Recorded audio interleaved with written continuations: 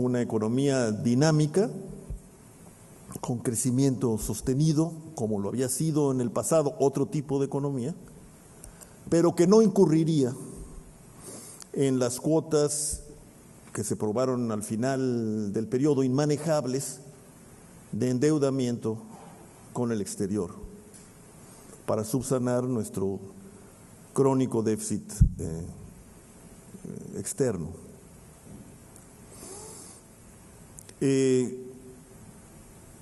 Como recordarán algunos de los que están aquí conmigo, por fortuna no todos, porque muchos de los que están aquí no tienen por qué recordar nada, más bien tendrán que estudiarlo, dada su edad. Aquel planteamiento de cambiar las cosas, o como se suele decir en la prensa, de cambiar de modelo, se vio sostenido y apurado porque mientras nosotros dilucidábamos y deliberábamos más bien sobre este posible cambio, el mundo cambiaba con gran velocidad. En muy poco tiempo se desplomó, o como dicen los norteamericanos, hizo implosión, lo que se presentaba hasta muy poco tiempo antes como la alternativa histórica al capitalismo. Y el mundo abandonó aquel régimen de Guerra Fría y bipolaridad que en medio de un equilibrio ominoso, porque se nos decía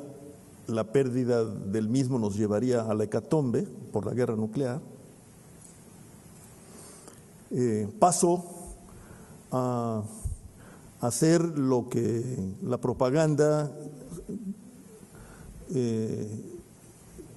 de los medios masivos, pero también de los medios especializados, comenzó a llamar la globalización del mundo, y que en sus albores, cuando se dio la primera guerra del Golfo contra el régimen de Saddam Hussein, llevó al primer presidente Bush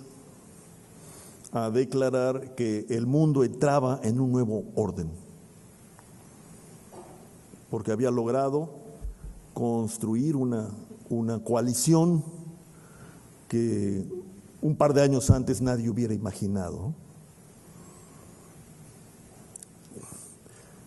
Bueno, volteando a aquellas épocas, que tampoco están muy lejanas,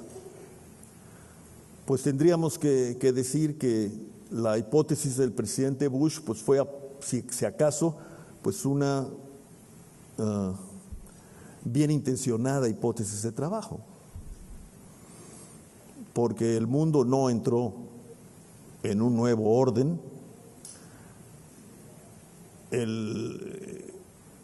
y sí acabó con el orden económico y monetario anterior, que se había construido dificultosamente cuando terminó la Segunda Guerra Mundial, y se inventaron las llamadas reglas de funcionamiento de la economía mundial, que empezaba su reconstrucción, conocidas como las reglas de Bretton Woods, donde se gestó esta idea de una nueva arquitectura económica y financiera internacional. El mundo más bien entró en una fase de cambio acelerado, vertiginoso, y de desorden.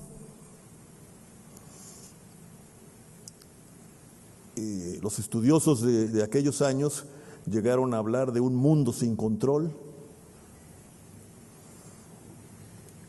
los más optimistas hablaban de un mundo multipolar. Pero por encima de todo eso se impuso la idea,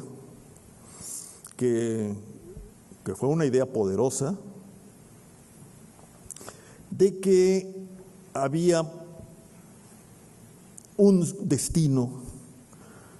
podríamos casi citar a Monroe de nuevo, decir un destino manifiesto, pero ya no de los Estados Unidos, sino de la humanidad, que tendría una dirección fundamental hacia un mercado mundial unificado y una democracia representativa global. Uno de los más entusiastas promotores de esta idea, yo diría que de esta ideología, fue, algunos lo recordarán, algunos memoriosos lo recordarán, fue Francis Fukuyama, que llegó incluso a decir que con la caída del comunismo y la irrupción de la economía globalizada y la irrupción de la tercera ola internacional de democratización del mundo, se acababa la historia, ¿no? Y entraríamos en una fase de paz eterna, como hubiera querido Immanuel Kant, o como alguna vez pidió Jefferson, un presidente americano,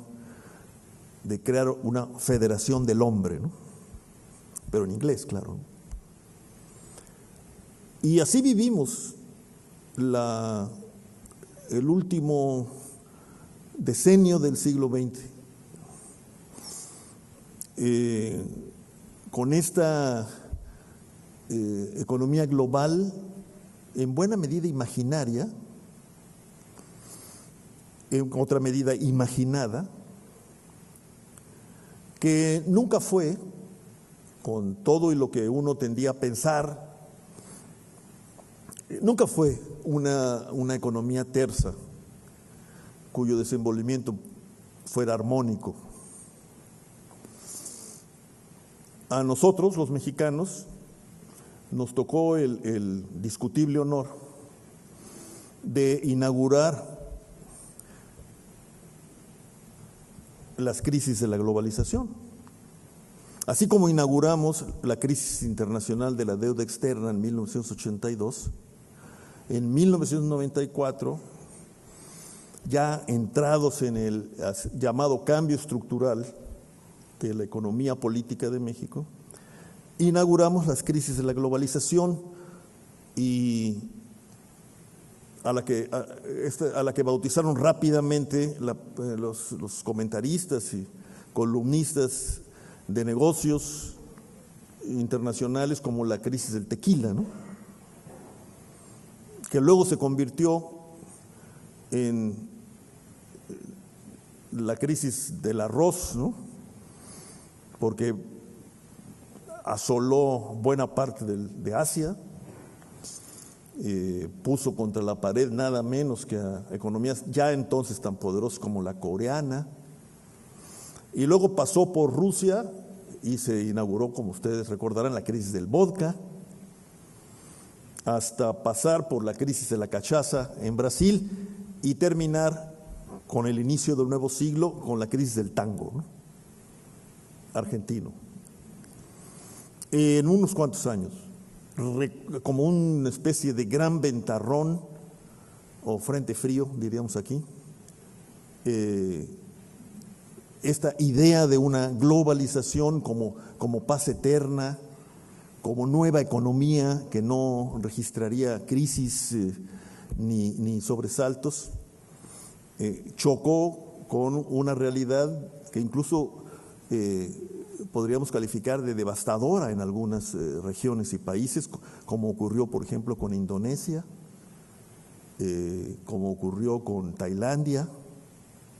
con Taiwán, con Malasia, dando lugar a reacciones disímbolas sobre las cuales no voy a entrar. Y sin embargo se insistió en qué es el camino y que era un camino único. Llegó a hablarse de pensamiento único, que era mercado y democracia, ese es el camino. Y nosotros, y nuestros dirigentes en particular, pues le dimos la bienvenida a este binomio, en particular a la primera parte del binomio de mercado, y echamos a andar para cambiar las cosas lo más pronto que fuera posible para no quedarnos fuera del banquete de la globalización. O, en los términos del presidente Salinas, al terminar en los últimos años su gobierno, para apurar el paso al primer mundo. El cambio estructural, como muchos de ustedes saben o estudiarán,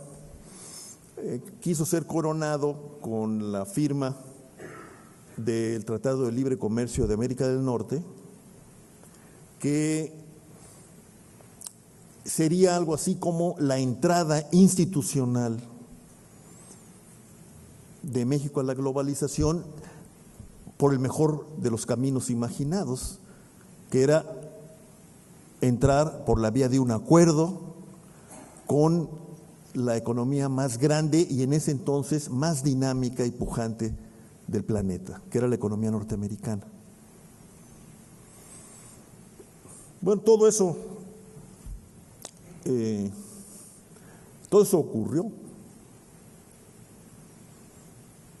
Y sin embargo, hoy, aunque también lo podríamos haber dicho ayer, tenemos que caer en la cuenta de que los frutos prometidos de este cambio no están con nosotros, no cayeron del árbol. No logramos tener una economía dinámica, sostenida, mucho menos una economía redistributiva, y no obstante los logros indiscutibles obtenidos con el cambio estructural que nos hicieron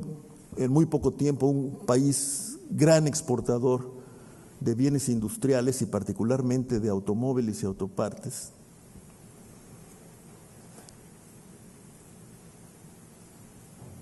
no obstante que logramos dejar atrás el yugo de la monodependencia exportadora en la que habíamos caído por el auge petrolero anterior. No obstante, la apertura comercial formidable que nos puso en contacto a todos, a todas las clases sociales, con los bienes más modernos. No obstante todo esto, al despertar el nuevo siglo y sobre todo al entrar en contacto con la primera crisis global, ya no crisis de la globalización, sino crisis global, que arrancase en Estados Unidos en 2007-2008 para hacer explosión en 2009,